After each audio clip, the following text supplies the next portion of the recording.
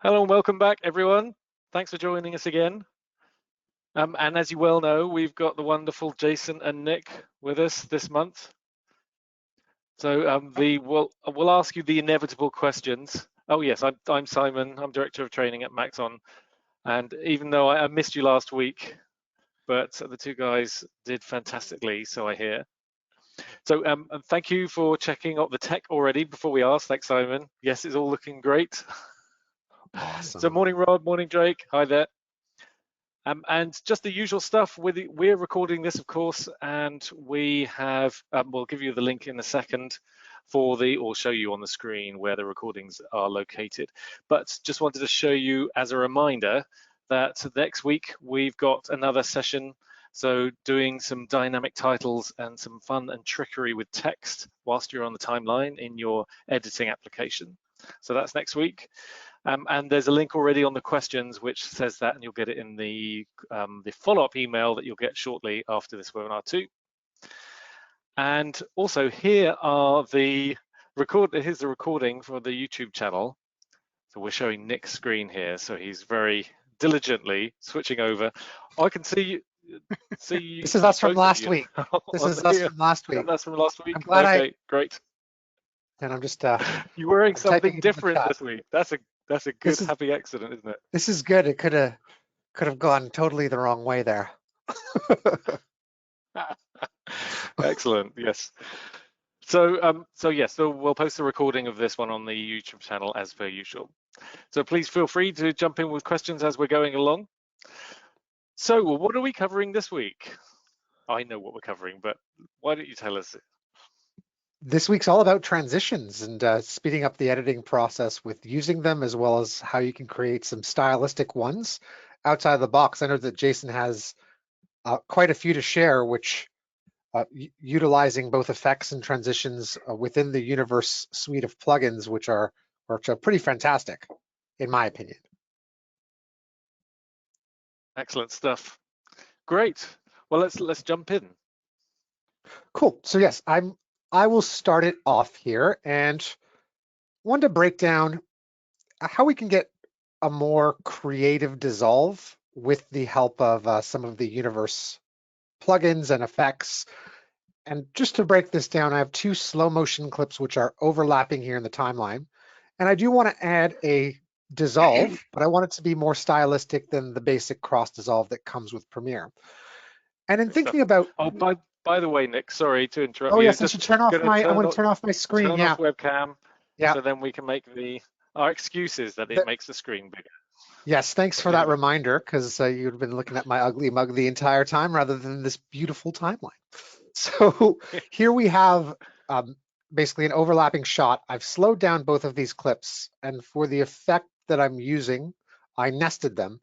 And this is a combination of reversing the order of effects in Premiere Pro, not to mention making this procedural so that I could essentially use this transition with other clips or another project.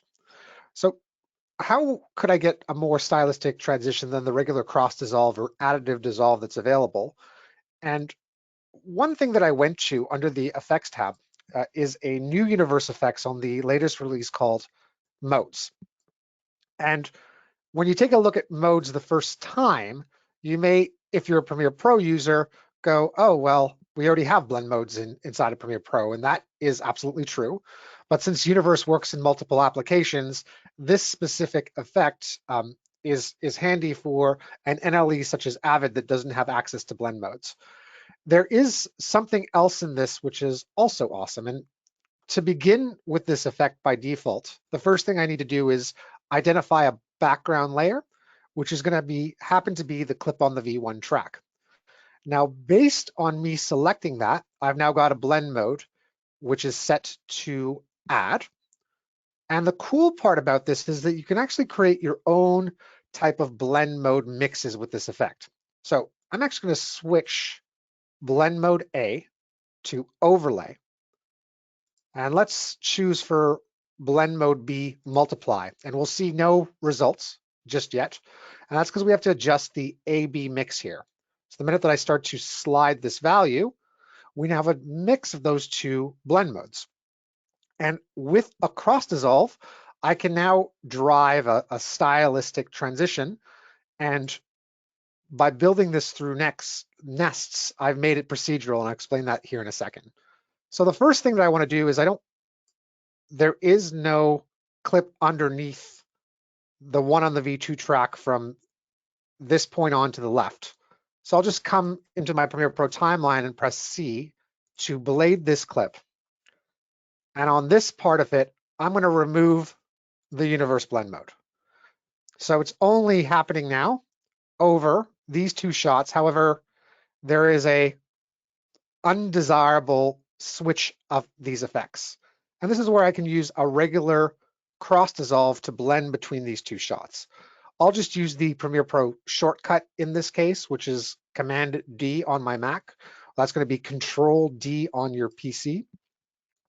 So we have a blend between these two shots. And to drive this even further, I'm going to do a few other things. So with this clip selected, I'm going to select this universe mode effect and combine it with an ellipse mask. So the idea here is that we will cross dissolve to a different look. And slowly over time, this mask is going to expand to eventually reveal the other runner here on the right-hand side. And how I'll drive up these values is just work right directly in my effect controls, where I'll keyframe, in this instance, the mask expansion over a period of a few frames. So just to see that drive forward, here's that expansion over time. And to make it a bit smoother, I'll also combine it with a mask feather effect. So if I just play this back right now, we're almost there. We have the first part of the transition, but then to implement the second part of the transition, I'm just going to create a fade out here on this clip on the V2 track. And I can easily do that in the timeline just by command clicking a couple of keyframes on the opacity value that shows up automatically and bringing that down.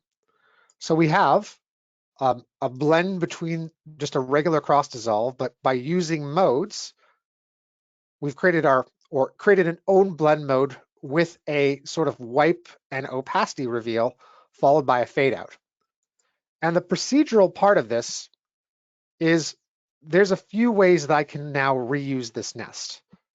If you're not familiar with it, specifically with Premiere Pro, if I go to the window menu, there is I can't believe I'm forgetting the name of this panel. It's called the media browser. There we go. The media browser, let me just go to the assembly workspace here and select that media browser again, is a gateway to your system. And the cool part is that you can actually look inside another Premiere Pro project, and through that project or any Premiere Pro project that showed up, I could find this nest and then add it to another Premiere Pro project. And that nest on top of it would have these effects. So if you took it directly from the sequence. The cool part is when you bring it into another project, because this clip is in a nest, I'm actually going to just copy the movement.mov file here on the right-hand side. And inside the nest, I will go in and paste this other clip. So we have the transition established, but now with the new clip that I've pasted in and a stylistic dissolve that you couldn't necessarily get inside of Premiere Pro built and that you can reuse again, whether it be in this one project or sharing it between multiple Premiere Pro projects. So that's really nice. And that's a nice way to actually save you a whole bunch of time, because it's interesting. You've got a custom setup, especially with the mask, but having the nested sequence saves a lot of time to repeat that same technique. And David asked about 5 minutes ago the advantages of doing the nest. And so I've been waiting to jump in and ask you, but you've answered it anyway. Sure. Are there anything else to consider when you're making nests? I know if you've got speed changes, for example, but part of David's question was there something about performance? And I don't think it does affect performance if you've got a nest, but what would be your comments on that? It doesn't really affect performance so much. There is a limitation with a nest in the case that once you throw a clip inside a nest, specifically with transitions, all of a sudden the nest is not going to have handles on either end. Premiere Pro identifies that with on the upper left and upper right hand corner of a clip with these little triangles here. So that's the only disadvantage of the nest when it comes to transitions, as in the way that Premiere Pro handles that when a clip doesn't have handles to the left or the right, it's going to repeat a frame, which might be undesirable. But the nest in this case, the two benefits, one is because I slowed down this clip, actually using Premiere Pro's speed dialog box. The nest allowed me to reverse the order of operations inside of Premiere Pro, so kind of baking that speed change so that the blend mode referred to the correct frame that I'm looking at here in the Premiere Pro timeline. And then the other advantage, Simon, that was just the idea of now it's procedural. This fade in, fade out is on the nest. This effect is on the nest. And I can go inside the nest at any point in time and swap it out with another clip, which makes it extremely useful, in my opinion, where you can also even take that nest and bring it into another Premiere Pro project through the media browser. Excellent. So yeah, those are the uses of the nest. And I'm going to go earlier in the timeline and bring up the handy Red Giant Universe dashboard that we saw last week when we were looking at some stylistic effects in Premiere Pro, and is also available in After Effects. And when it comes to transitions, there's something to note how the Red Giant Universe dashboard adds a transition versus the Effects tab. So in order to apply the transition in this case, I'm going to select the first clip here.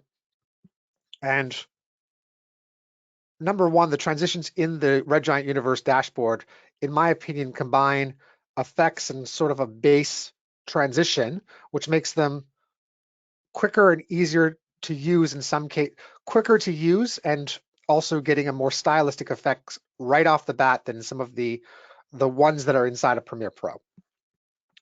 One example of this is the warp effect. And with that clip selected in the timeline, I'm just going to click on apply the effect. I'm just going to wait a second. And if this doesn't apply, I'll just apply it from my effects tab. But in the case when you apply it from the universe dashboard, you should note that this transition adheres to a length in many cases of 2 seconds long, versus when you apply a transition from your effects tab, this transitional length for any transition, this was the warp effect, so let me just do a search for that. When you apply a universe warp, in this case, this transition is going to be 1 second long, and that's based on your Premiere Pro preferences timeline. So there's some advantages to actually adding, in my opinion, transitions specifically from the effects tab, because you can have control over the length right off the bat. So we could set this to 20 frames or 10 frames and then apply that to a clip. So what I love about this warp effect is that in certain cases, specifically with sports, if I play it back, we've got a nice little transition of a movement along with some blur and chromatic aberration all combined into one effect. And that works pretty fast. I can select this transition. If I go to the Shift 5, the effect controls, we have all the same offerings of any universe effect, where we could essentially go and choose a preset and see all of the various presets specifically with this transition available. So I'll select slide upward, and now we can see the slightly different transition with the warp. And if you came in here into this warp effect and this combination of effects with that transition selected, you could make changes. And the minute that you start to adjust some of these parameters and values, if this is a useful effect to use, save this as a preset. And now this becomes a cross-platform transition that you can use, and is going to be available through multiple NLE applications. So I can share those changes with someone else. And I think speaking of the universe warp, Jason, I think you have some super interesting examples to share of using this. I don't want to give any more spoilers rather than that. So are you okay if I hand it over to you Yeah, just to take a sure. little further look? Okay, so I'm going to make you a presenter and press Just whilst you're OK. doing that, Nick, Yeah. do you have, since you mentioned duration on transitions, do you have a recommended style that you like? And I'm also referencing a conversation Jason and I have had a few times about especially in sports productions that we've been working on, the difference between a 12 frame and an 8 frame transition. And is it 12 and 8, Jason? People used to fight over, depending on which tournament it was. People still do. Oh my gosh. You'll see my system set to an 8-frame transition, which is wow. And so just to add to that, like my usual default transition, Simon, is I kind of start somewhere between 15 and 20 frames for trailer-based content, so something that's very fast-moving. But if it's a narrative piece, and Jason, we were having a conversation about this before, most times I don't use any transitions. And if the content's slower, I will up that timing quite a bit to like 2 or 3 seconds. And that's mostly just for creative dissolves that are timed. And I also use masks in order to make them longer and stylistic. So I guess the answer is in many cases, it depends on the content, but faster moving pieces definitely under the default of 1 second in Premiere Pro or the most NLEs. And if it's a slower moving piece or a narrative, I could up that amount quite a bit. It was an old trick I used to have to make the shorter the better if you were doing low data rate, because then as soon as two clips were merging together, you could start to see the macro blocking. So it like encouraged me to keep it shorter rather than longer. But is there a massive difference in your opinion, Jason, between 8 and 12, depending on the style of the piece? Well, I think for me, coming from a predominantly sports highlight background, the big difference is quite often we do things like we remove a replay wipe from a sporting event and put a quick dissolve in. So the problem is they've already used a transition and we have to beat the transition. So we have to get off before the wipe starts and get back on as soon as the wipe's finished. So you're already losing all of the video that was happening in their original wipe transition. So by doing an 8-frame dissolve, 8-frame is based on 25 frames per second. We'd probably go to 10 or 12 if we were at 30 frames per second. But 8-frame allows you a quick transition, which is obviously very different from a cut and still looks like a dissolve, but it allows you to keep the maximum amount of the original replay from the live transmission. And that argument you spoke about comes down to FIFA and UEFA prefer 8 frames and the BBC prefers 12 frames. So quite often editors, depending on their background, if they're old school BBC editors in the UK, they'll prefer 12 frames, whereas a lot of other editors prefer 8 frames. And obviously that can cause a problem with production if you're trying to make things look the same. Because believe it or not, the difference between 8 and 12 frames is quite obvious, and 12 frames feels quite slow when you're used to 8. But I think something Nick did go in here before, the preferences for those who don't know, you've got the video transition. I leave mine on 8 and the audio for 2 seconds because quite often I'm dealing with crowd noise, and I find they're a good default. But quite often, if I'm doing a job where I'm using a lot of dissolves, I'll come in and change the preference so I don't have to keep changing it. So sort of taking things on from Nick was showing you the standard universe wipe, which is a pretty brilliant effect in itself. I've got a funny story about that. Another editor I work with was asked to create a similar effect in an Avid and probably spent considerable time and got it looking quite close. But the producer was quite surprised when I showed him the red giant warp effect and just dropped it on and a second later could play it. I'm not sure the editor who spent all that work trying to replicate the effect saw it, but it would have probably upset them quite a lot. One thing I like to do is I tend to try and sort of find ways to push everything. So while all the standard transitions are really good, I try and do things a bit differently.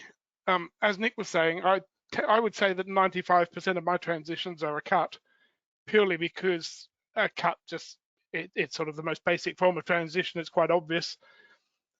Mixes are useful. Transitions are useful, but I think for me it's a key of why you're using a transition. If you're doing a heavy promo piece with lots of visual things, then sure, slap lots of transitions on. I've always found that the newer someone is in video work, the more transitions they tend to use. And I think we've all been there. When I first started, I'd love the fact you could do all kinds of funky moves with the pictures and you plaster all kinds of things on. Now I tend to look for ways of almost seamless, like a transition is used to sort of get you from one place to the next without it being too obvious. But some of these techniques I've got here are deliberately obvious, but tricks to sort of push things a bit further. So like the standard warp transition, which you have there, one of the things I'll do is stagger them. So you can see here in this next little section, I've actually got 3 warp transitions. So the idea is we fly through there. I've gotten rid of the rotate aspect, but it sort of pulls us through 2 other locations to our final destination. And just by doing like their little 12-frame warps on 12-frame shots, and it just sort of almost gives you a taste of we're traveling from the beach through the town, through wherever that is, to this place. And it can create a good illusion of sort of pulling through locations. And it's just a simple way of using a standard transition to make it a bit more complex. Another example of that is using the swish effect, which is in here somewhere. Here we go, swish pan. So I've done the similar thing. I've just done 3 of them. I've actually done a downwards direction, and it almost looks like that sort of film roll effect. And it's a similar sort of style. So the trick for me is sort of applying different things to make the transitions a bit more complicated. So we can then take that on a bit further. So a similar swish effect, but going from side to side. I've added text using the luster tool, which is in the stylize down here, luster. And by making the word show us what's in the background, you can see it takes on the color of the background scenes. And if you look at the background, if I turn that layer off, you can see it's exactly the same as I just showed you. It's 3 swish pans. Oh, it does not be turning that off. There we go. It's 3 swish pans, and then I've just animated a luster over the top moving in the opposite direction. I've written transition, which you probably wouldn't want to highlight the fact that it is a transition, because transitions are supposed to be seamless, but for the point of this, that could be used as a text for if you're doing a sports event or whatever you wanted. But you can see it's quite a cool transition. That's a nice trick to do one of those track mats without having to have more than one one level or layer, I should say, because that's embedded within Luster, isn't it? The ability to make that track mat. Well, yeah, it's actually not a track mat. It's just Luster using the image to fill itself. So the reflection source is the video from video track 1. So it's sort of using it as a track mat, but rather than using the normal fill as you would like a solid color. You might not like me changing that. It's a bit slow. There you go. Rather than using that, I've just used the original image and using the video as the reflection. So it's quite a quick way to add. Obviously, the one thing is it's ignoring the transitions. You can see it cuts from one picture to the next at the end of the transition, but still quite effective. Another example of stacking effects, which is similar to what Nick was saying of using multiple effects at the same time. Like this is the standard blinds effect, which is quite cool if you like that kind of thing. I'm not sure I can imagine a place I'd use that personally, but it's good to have a library of tools for whatever purpose. So here's something where I've just repeated the shots, but I've replaced the bottom with an exposure blur. So as the shot sort of pulls back, rather than the black, I've just got a blurred version happening in the background, which just makes it look a bit, it's not quite as contrasty with the black, makes it a bit smoother. So I think there's always ways. It's not a proper edit unless you've got both swish pan and exposure blur. Yeah, well, I think for me, one of my favorite transitions is the fact that we've got a star wipe. There's not enough star wipes on television, and the fact that you can look at that, that's beautiful. What else have we got here? So another thing of using tools differently to how they're designed. Quite often I sit and just play with these tools. Let's see if we can find where this one's hidden. Here we go. There's a tool called Logo Motion, which if we look at it, it's just designed to bring in logos. And I thought, well, this could actually be quite cool to do for transition. So I've applied a second shot on video 2, and I've applied the Logo Motion tool to that. As you come in, you'll just see the second shot drops in, but it has a nice bounce animation on it. You can see there. So rather than having to keyframe a shot dropping in by using the logo animation, but instead of using a logo, I'm using that as a transition. So it's just a cool way of doing things that are a little bit different. Likewise, you can go to choose a preset and let's choose something ridiculous. Let's apply that preset. So a similar thing. And you can see it's got a bit of movement, extra movement, spinning in and out. So it's a way of using tools that aren't really designed for that, for something a bit more interesting. Likewise, another effect, which is standard, you'll probably see a pattern here that I tend to try and do things differently, but this null light transition, which is quite cool. It uses a lens flare to do a sort of transition from one scene to another. And then obviously within that transition, you get a range of different presets. So we could choose presets here, and you can see there's all different types of lens flares. And there's a reasonable library of things there. But I prefer to go in, and what I've done here is I've added a black video layer, and on the black video layer, I've added 2 instances of Null Light Factory, the version from the VFX suite. So obviously this gives me the ability, I've got total control over every element of the lens flare. So you can see here, this is the lens flare I've gone with. And so I can customize every single element of it, which just allows me to have a lot more power and make the flare do exactly what I want. And then by animating a few points, I think it was just brightness and scale at the transition point. That works as a standalone transition. And then what I've done is with the blend layer, where's it gone? So I've done that with the blend layer up here. So in the normal opacity, I've just done a screen mode. So the nice thing is a similar idea to what Nick was saying, you could save this transition and apply that to anything, because that's just a standalone black layer with those 2 wipes, those 2 light flares, using it as a transition. And just at the cut point, you can see we've got the maximum brightness and scale, which I've just done enough just so the screen's burnt out so you can't see anything. And then just a little bit of an animation on the light source. And then I've done the same on the 2 different. So in this instance, I've got one at the top and one at the bottom doing the same thing, which just gives us this sort of crisscross effect. But it's quite nice because if you were doing something with sport, or I don't know, even if you're doing like an eco video, you might have a sort of really earthy green light come across, and you could save that as a transition, and we can simply hold down Option and drag that somewhere else. And obviously there's not a cut, but you can see there's the transition again. So you can repeat that along your timeline in a matter of seconds. So that's quite a useful way of creating a custom transition as well. Another example I've got, this is the triangles. It's called, I think it's just, where is it? Triangle wave, which is a little wave of triangles, which is quite cool. You can see the picture just sort of folds up into triangles. But I thought in a way of making that a little bit more interesting, especially in this application of using it for maybe a replay wipe to get into a replay on sport or another section, I built this version here. You can see the bottom layer, the transition starts, and I'm using it just to get the picture off.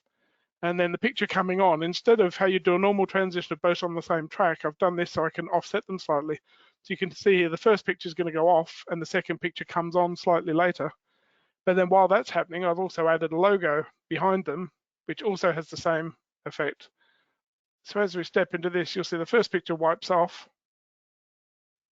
And you can see a logo building in the background as the next picture comes on. So the idea there is it's a similar transition to the original transition, but by allowing a bit of space in between, I've opened up the gap between the outgoing and incoming picture. You can see here's the outgoing and here's the incoming, which gives me space to sort of almost give a subliminal hint of the team logo, which if there's any basketball fans, that logo's got nothing to do with those 2 teams who are also completely different teams, but for the purpose of this, it works well. So you can see there's another application of using a standard wipe and trying to sort of push it so it's a bit better. Someone's saying, what transition is that? It's this one called the triangle wave.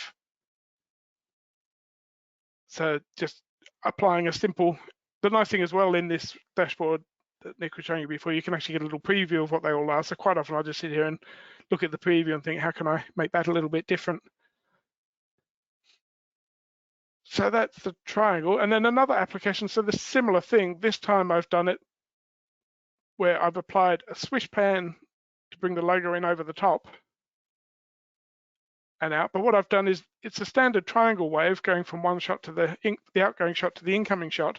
But behind it, I've added a black video. And onto that, I've added a universe gradient ramp. And that's allowed me to pick 3 colors off the logo. So you can see it grows from yellow through blue to red, which keeps it sort of in keeping with the team. And it's just another way of bringing in a little logo. And you can see there I've got a swish pan and another swish pan with no hold. So it obviously stops for one frame and then disappears. So it's just another way of creating that same sort of stylized effect. It's nice in there, in that that effect where you've got that blur, which is like highlighting. It's almost like motion blur for that graphic coming on screen and coming off screen.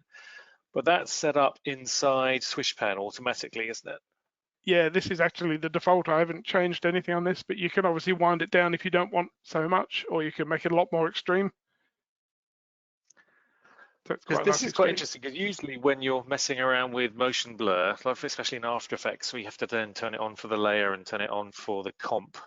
So this is a nice way of kind of cheating that, staying in your editing application and getting those sorts of things that you would typically get if you were spending more time on motion graphics, but just like as a happy accident because it's built in this particular case to SwishPan. Yes, definitely. And the nice thing is it's automatic. I didn't even have to think about that. I just stuck it in. It looks great. And it just looks a bit more complicated than a standard transition because there's a couple of things happening. Yeah. So in a similar vein, we have this thing here. It's the moment I saw this color stripe, which has 3 sort of panels of moving color, I thought, well, that's brilliant for sports-based things where you have a team color. So this could be like based on their uniform being red and blue or kit. So I've just sort of colored the panels red and blue. So that's quite good in itself. And there's a load of different presets here because there's all kinds of funky patterns with different colors. It's also quite nice that within the color, I should just show you this because this is quite cool. So I've gone custom color. You can see a color scheme custom. So it's allowed me to pick 3 colors I want, which I've picked yellow, which in this case isn't being used. You can see use yellow is off. If I turn that back on, we end up with yellow as well. But if you don't want to go to that, you can actually pick various different color schemes. So like split complementary, so opposing colors. So if you pick complementary, you pick one color and it automatically defines a second color as the opposite, and using the different color schemes. But in my application, custom's quite good. But again, a similar idea I've done here is I'm using those panels to sort of bring in a tease of the logo as it wipes through.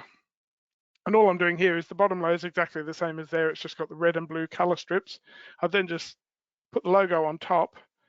And then the next layer above that, I've actually just created, let's go into this transition there so you can see it. So I've just bumped it out. But basically all it is 2 slabs of black with the transition in the middle. And then I've just tweaked the colors to be different tones of black and white. And then I've used that as a matte. So put that back where it should be. So you can see I've added a track matte onto the logo, and I'm telling the logo to use the track matte. So it's using the black and white image to define how obvious it is. So you can see in this case, it was offset. I've offset it deliberately from the original transition, and this was white, this was gray, and the other edge when it comes out will be white.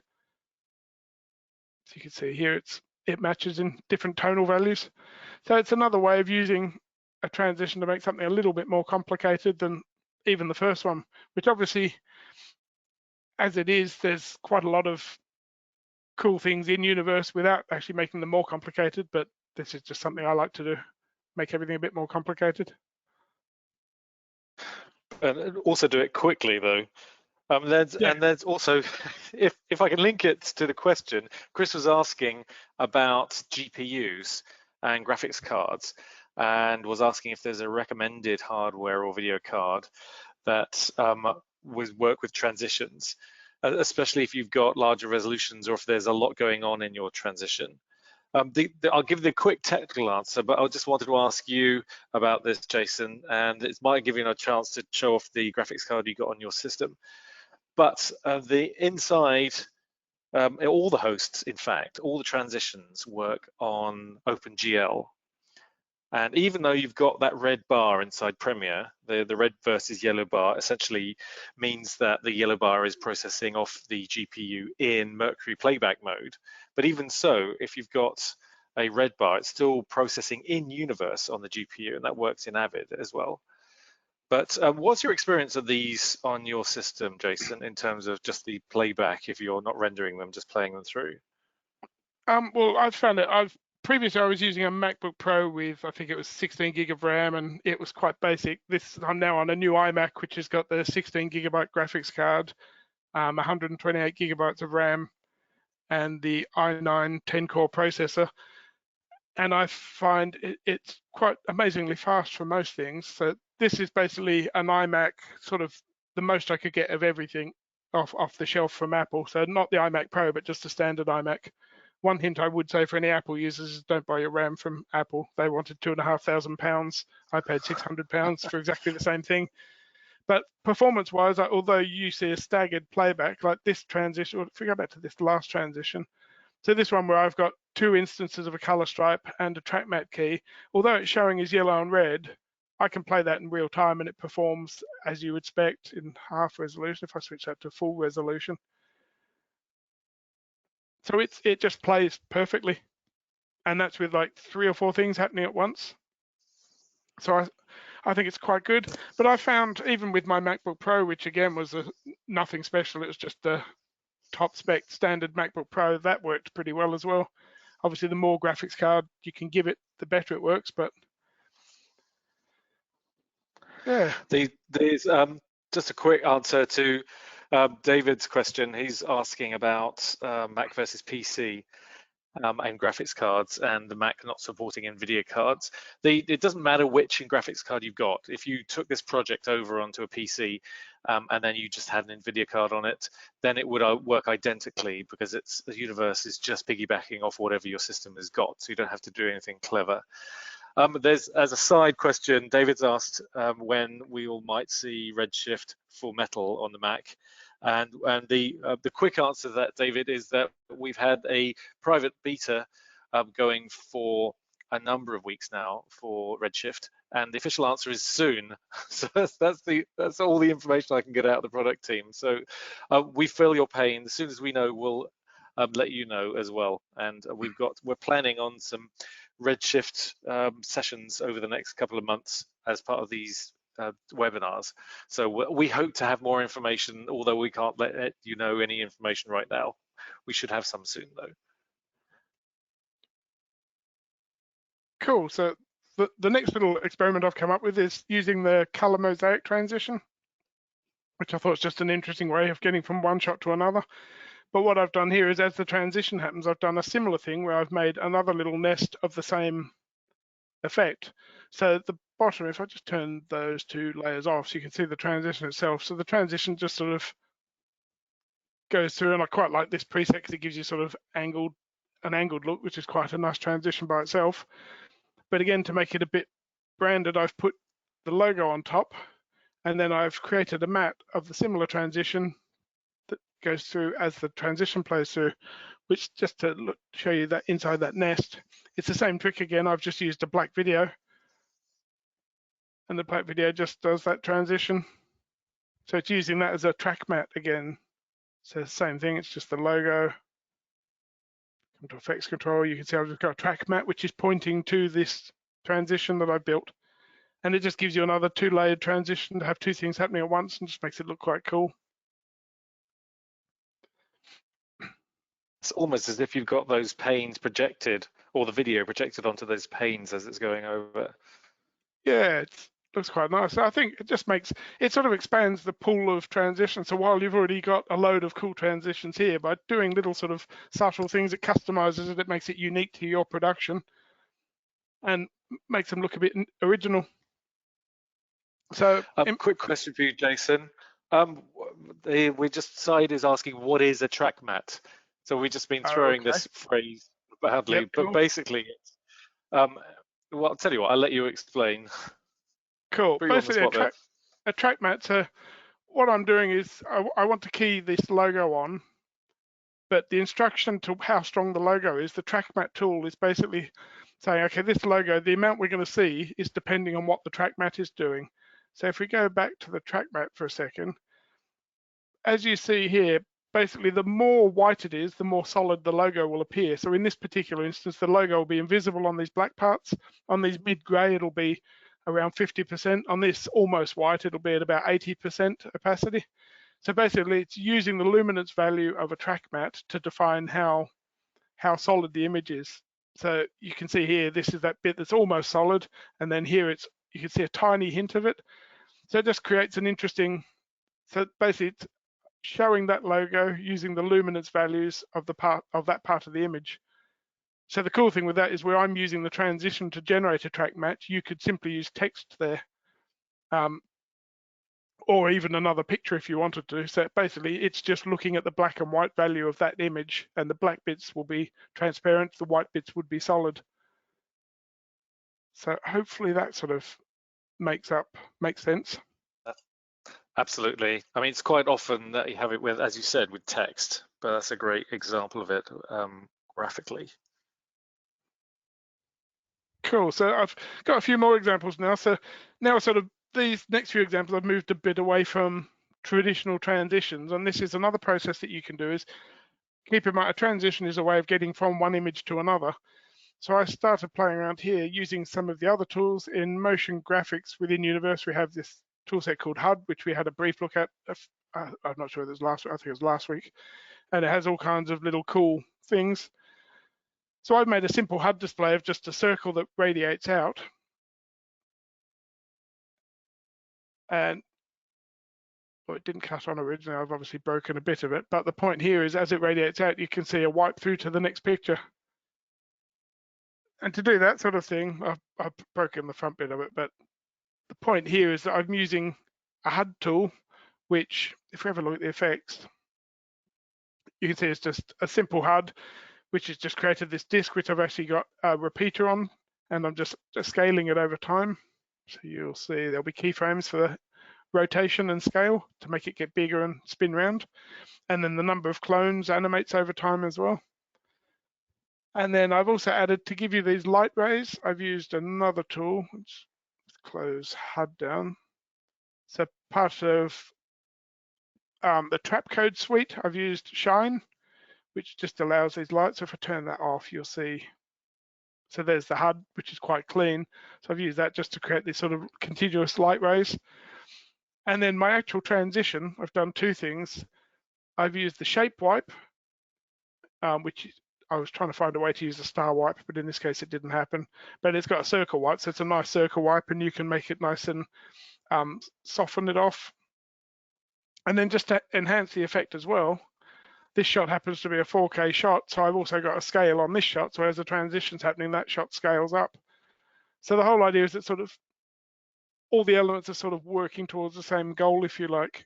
And I think this is part of the key with transitions, is they should all sort of help each other. And this is just an idea to show that you can use unusual elements like a HUD element as a transition wipe, if you like. So then I got even sillier. We have another tool within the trap code suite called, what's it called? I forgot what it's called. Brain's gone blank. 3D stroke. And 3D stroke, in this case, I've just built a simple panel of strokes, which is a simple stroke which animates over time. You can see I've gone with a rainbow color. We could randomize that and you could have all kinds of different color patterns. And then underneath, I'm using a universe clock wipe, and it's just as that animates out, you can see it's just an interesting element to bring on a clock wipe. So it's a bit ugly. It's probably not something I would ever actually use, but it's just an example of layering different techniques. And then one last thing I did is sort of building a transition. So I've used the Mosaic wipe again, but in the middle, I've actually built up a combination of things. So traditionally, a transition might have been used, like you probably have seen the old-fashioned newspapers landing, which is a way of transitioning time. Traditionally, a transition is a way of jumping through time. So this could be a way of taking you to another place, or so I'm using the color mosaic to bring us through to this composite. And then you can see this logo changes. So basically what I've done is I've written the name of the team in Cyrillic Russian text using Hare text. which is a cool text tool that we'll look at more next week. But it allows me to change from one set of words to another set of words. So in this case, I've just switched it through to the Cisco Moscow. That's all sat on another text tool that we'll look at next week, which I've just used to generate a background, which is down on this bottom layer here. So this is using a thing called Universe Text Tile, but we could look at that in more detail next week. And then blurs to blur another one, and then I've applied another one over the top just to give it some depth. And then on top of the text, I've added shine, as I did before. It just adds these light ray effects. And then I've also animated the source point, which gives you this sort of nice light.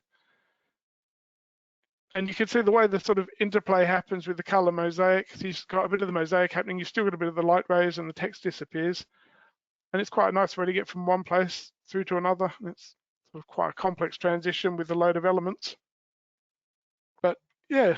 That's a nice use of a couple of trapcode tools in there. It's easy to forget that trapcode's available in Premiere as well as in After Effects, because we tend to use it so much in After Effects. It's like an assumption, but that's a nice kind of reminder that you can combine those things to, as you were saying, things that you wouldn't necessarily have seen because you're customizing a couple of different ideas and tools and making them work together for a new effect. Yeah. That's pretty cool. Oh, it's a quick question from David about your use of heads-up display, the HUD tool. And Dave's asking, is there a way to add our own graphics into the HUD effect library? And I totally agree. That would absolutely be brilliant. At the moment, all these vector-based shapes are built into the HUD tool. And it's been one request that I've heard a number of times to be able to add in something, maybe even something like an Illustrator file into there so you can customize it. So you can't do that at the moment, but it is a feature request that the products team are looking into. So I agree, that would be an excellent one, David. Thank you for reminding that. Will give us another chance to talk to the team and remind them that this would be a goodie.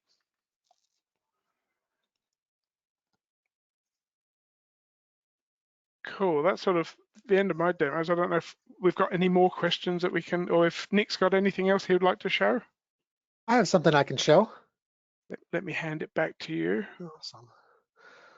Oh, and Simon, just to add to your point about HUD components, sometimes I've found the answer for shapes with a ray gun, because a ray gun allows you to bring in custom shapes. It doesn't have the same type of repeater as HUD components, but you can bring in your own shapes and stylize them in some replicated patterns for animation that might get you there under the motion graphic category.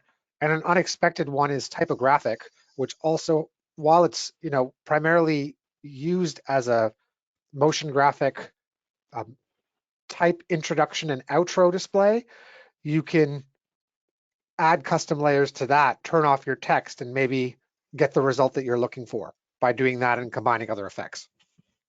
That's a good point, actually. Yes. Yeah, of course. And the only reason I know is because I was asked that last week, actually, with a demo I did. And one thing that I wanted to mention is, with every release of Premiere Pro, they've added things to something called the Essential Graphics panel. And it's known primarily as a text tool, which it should be, but it also is a gateway to After Effects. And with that, the Essential Graphics panel, there's a section called Browse, which would allow you to search Adobe stock. And if you do, you can search free and type in the word transition. And there happens to be a number of transitions, some that were created directly inside of Premiere Pro, others that were created in After Effects that are available for free for you to download and use. They're overlay transitions, so primarily they're like shape patterns that have been that are used to sort of distract someone's attention. So this kind of process got me thinking. It's like, well, how would I, bring in a transition or potentially combine universe transitions with the help of After Effects and then have it available inside of Premiere Pro? And it took me a while to kind of come up with a hack, but I'm going to show you. So here's After Effects. And there's one slight limitation with adding these transitions, but let me just show you. My first thought process was to sort of apply a universe transition to a solid. And just to give you a general sense for my comp settings, it's 1 second long right now because I want this transition to be 1 second.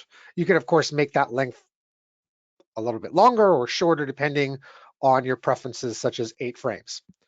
Anyhow, when I applied the universe transition in this instance to a solid, something undesirable kind of happened.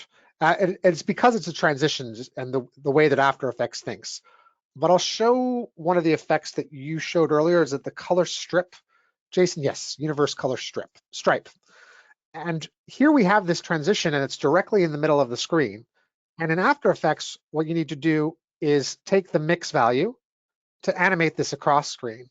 But you'll see, because I applied it to a black solid, the undesirable thing is that the black solid is going to show first, and then the stripe is going to happen. If I were to kind of set this up for Premiere Pro. So it got me thinking, okay, well, what would happen if I applied it to a text layer? And through the use of a text layer that's really small, you can sort of get away with this effect. So the idea here is I'm selecting the type tool, and I'm just simply going to make a period. And this period is so small that you really can't see it. It's 0.1 pixels because you can't really go any lower. So because it's so small, it's unseeable, but it supports the transparency behind it. And the cool thing is, one is I can apply the color strip transition to this. And if you see, there's no black frame that pops up. So what I love about this approach is a few things. One is I'm going to take the mix value, which is going to be responsible for the transitional reveal here. So that's 100%. And we can see here that the color stripes transition. But using this method, I could essentially duplicate my text layer and then apply like a brand new transition from the universe category or an effect over top of it. And this combination would then be available for you inside of Premiere Pro as a stack of effects, which I think is pretty cool as long as that's installed on your system. So let me head back to the universe category here. I won't be awarded points for creativity right now, but this is just to show the combination of effects. There's a linear wipe combined with this. And let me actually choose something else. I'll go with the film transition. Oh, I know, that was my second. So here's a filmic effect, and it looks like this specific effect, its opacity is a little bit too strong or overtakes the screen. I might be able to choose a different type of effect. Nah, this is not going to work either. But if I chose an appropriate effect, or just a regular universe effect, let me go into the blur category. Try that. And no, this is not going to work. Anyhow, the whole idea is that you can combine this here. What I used earlier is this effect. I used a glow, and that worked, or a type of glow. So I just want to show that this does work. It's not. In this case, I did combine an effect. You're applying it to the full stop, aren't you? Rather than to the stacked effect.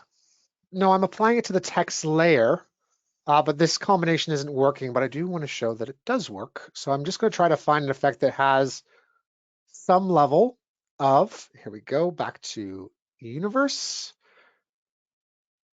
Let's find something that has a little bit of a light transition here. Here we go. There's a light, and this specific effect has, an opacity, and you can combine these two transitions, not to mention the mix value, to animate these on screen at once. And then we can even choose parameters from each of these effects to give the user control of inside of Premiere Pro.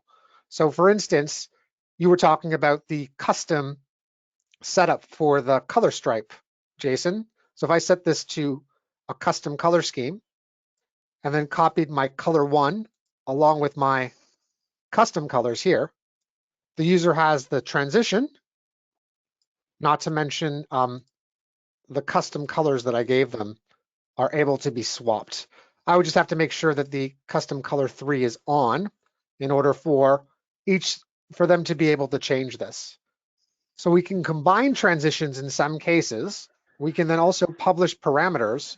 And if I choose to export this as a motion graphic template to my local templates folder, I'll press OK. That's fine. This will then show up inside of Premiere Pro in the My Template section. Here's my transition test. And you just basically put that 1 second transition over, and voila, it's available for you, that combination of transitions. That's interesting. So if you made those as some black and white transitions or black, white and gray, then you could use those as a track mat, as Jason was showing us beforehand, and then layer those automatically. Yeah, so you can combine certain transitions and effects together to kind of get to your end results and get beyond the limitations of adding a transition to a solid by adding it to kind of like a really super small text layer. Very nice. And that was the one thing I wanted to show. Excellent. That's quite an interesting thing, figuring out getting something at full stop or a period at 0.1 font. Was that at really light gray as well? It was a really light gray font, and then like in the text panel, it was like 0.1, so you could barely see the period symbol. And I forgot to show, here's like the controls that I published to Essential Graphics that I have control of. But this is just a great tool to kind of even mix stripe effects in a certain way that you couldn't inside of Premiere and have it already prepared. This can, be combined with expressions and all type of things, the Mogrit workflow. Plus, you can change the colors according to the team, for example, if it's a sports one. Yeah, and then have limitations with those colors to be just those colors too, which is kind of awesome, like with the use of drop-down menus or a spreadsheet. Absolutely. Rob Hendricks is pointing out that you can have the period outside the frame by zooming in slightly. That's a good point, Rob. Yeah, that is a good point. So have it, by zooming in onto it. Yeah, absolutely. Very good. Cool. You read my mind, Nick. I was just going to say, if you could show the webpage for where you can book for next week. Exactly. Yes. Sorry, this was, by the way, another way to look at free transitions that are available from Adobe Stock. On Adobe Stock directly, if you do a search for standard content, all of these transitions are, by the way, free with your Creative Cloud subscription and work in both Premiere Pro and Rush. And then we want to go back to let me go to the YouTube page link. So you guys can see this is where this video is going to be published momentarily. And this was our last week's on stylistic effects. So that's listed here, stylistic effects and treatments for editors. And then on the Red Giant page, let me go here to just before we head over to that one, you could just go back a second, Nick. I just wanted to show something else. By the way, Kent's got a good little tip in now. He's going to be checking for tiny little periods or full stops on transitions. Uh-oh. Yes. Uh-oh. Just wanted to point out that as well as the recordings of these sessions, we've got a whole list of 20-second tips for all these sorts of small little things that are like idea reminders. Oh yes, of course you can do that in the software. And the last three that we got here, the three that updated a bit earlier on, ones that you've done, Nick. So for example, yes. How to match color inside SuperComp. And then also we got a blend clip. So that blend thing you showed right at the beginning of the session here, you've got that showing in Avid, which is something very tricky to do in Avid, blend two clips together. But this makes it much easier just with the use of the same effect, but just using it in Avid rather than Premiere. And then having your custom blend modes too. Yep, absolutely. Custom blend modes and saved as presets, of course. So you can save it in Premiere and then open it in Avid and vice versa. So that's pretty cool. And we've got about 80 or 90 of those at the moment. And so we're adding to those every week.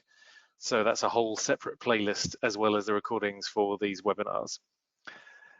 And sorry, Nick, now you can go to the link for next week.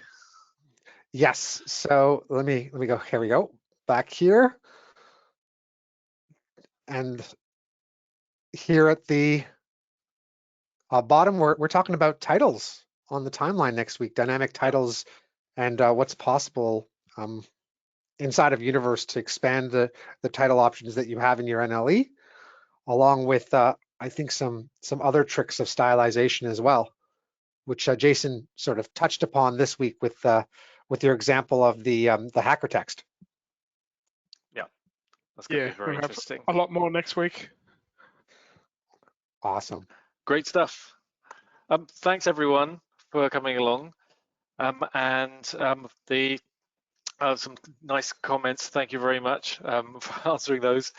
There's Syed is asking for where you can find a good modeling tutorial for Cinema 4D. Cineversity.com is also a fantastic resource where we've got hundreds and hundreds of different modeling videos. So that's a good place to go. I'll add that into the link that you get, all the email that you automatically get at the end of this webinar. So thanks for asking that. And so thanks for the kind words. Thanks, Simon, David, Kent, and Eric. Appreciate it. And thanks for turning up again. And thank you also, Jason and Nick, for putting together these creative examples. You're kind of shining a spotlight on the tricks that you use on a daily basis for work. So it's very generous of you to show those here as well. So thank you. No problem. Thanks, Simon. You're most welcome. Thank you. So excellent. We'll see you again next week. And please continue to stay in contact. Training@maxon.net will get through to me. So if you've got any suggestions or comments, we'll be more than delighted to hear them. But thank you, everyone, and we'll see you on the next one. Have a great week. Thank you. Bye, everybody. Stay healthy. Bye-bye. Cheers. Bye-bye.